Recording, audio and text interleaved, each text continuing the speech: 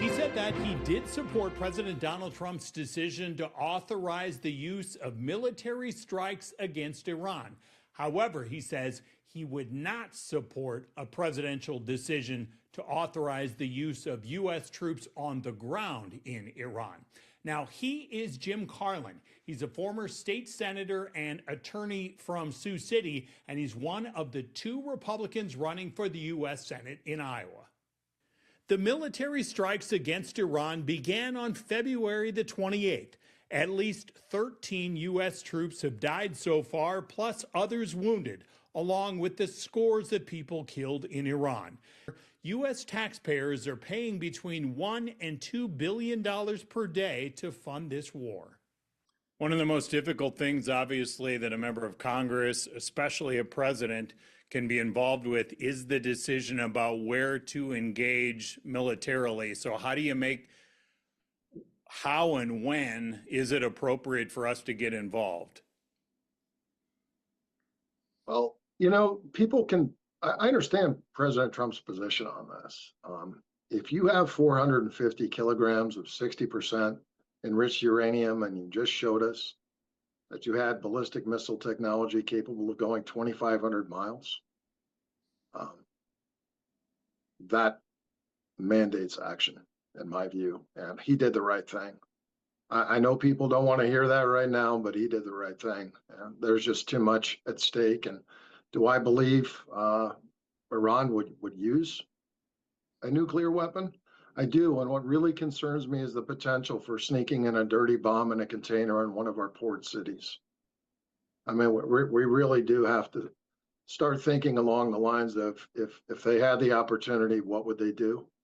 I think this is in their realm, and I think they would act on it if we're at their disposal. I think they'd use it. And of course, we're involved in this. Israel's involved in this. Big picture, a lot of the top Iranian leaders have been taken out and killed. Mm-hmm. What role do you want us to have, if any, in deciding who leads that country? Well, I think there has to be some role in that, because it'd be kind of pointless to go through all of that and get the same outcome, the same result. I think what you want to do is let the people of Iran define their leadership, like in an authentic way.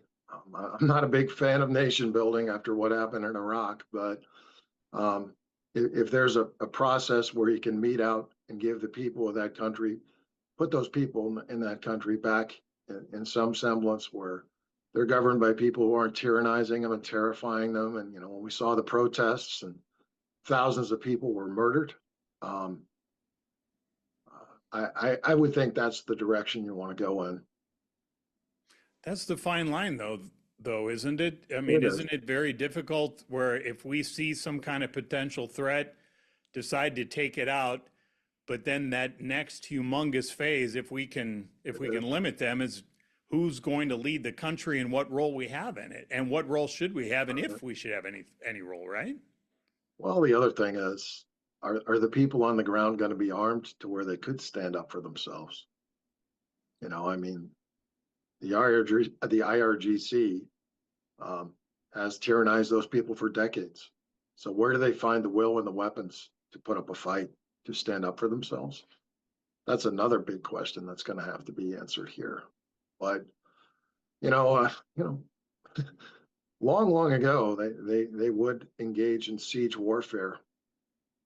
And I think there are some strategic possibilities of siege warfare that could work for the United States, that could put the kind of economic pressure to bear. Like Trump just said, we'll take out your oil wells.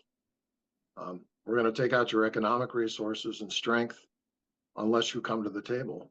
And I think that that's a sound course to take, because that is where their strength comes from. They know it. They've lost much of their weapon system capacity, which, whether people want to acknowledge this or not, basically, whether it was the Houthis, Hamas, or Hezbollah, those proxies were tyrannizing the Middle East. So there's a legitimate reason to do this.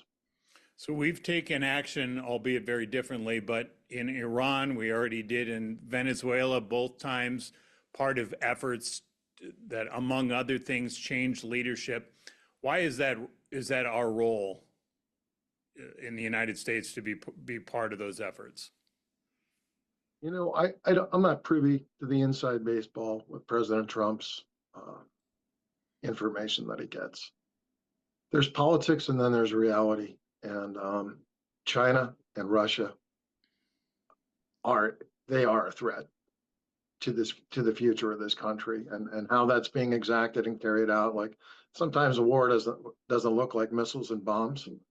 Sometimes it looks like strategic economic warfare that China's been waging against us for years.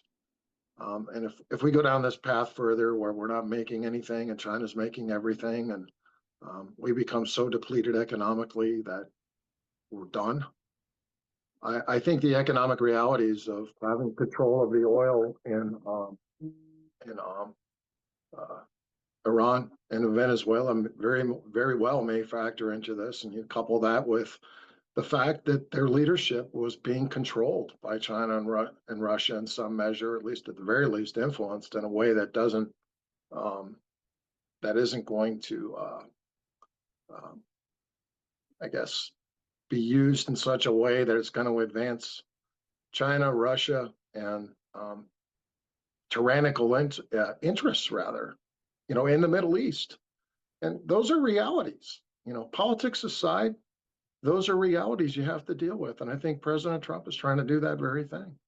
Where is your role in Congress in determining military action? Do you cede that authority unilaterally to this president, to a president, or do you see Congress having a role? We don't, kind of the old school declaring war. We haven't done that for a long, long time. Each administration that does some kind of military action, it seems like we have, especially the minority party at the time, will sort of bring this up about should Congress have a more direct role. How do you view that? Do you trust a president and the military leaders to kind of make that decision and then just update you as a member of Congress, or do you want a more active role in deciding where we get involved?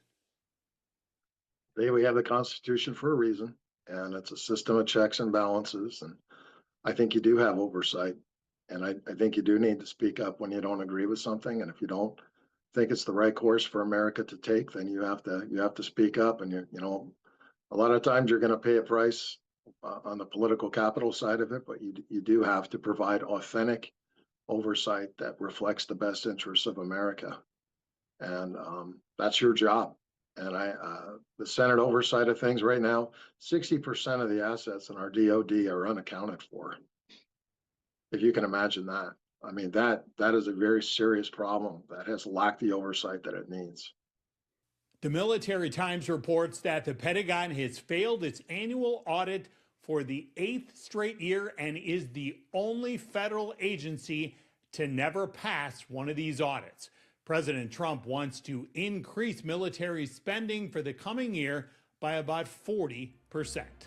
That is Inside Iowa Politics for this week.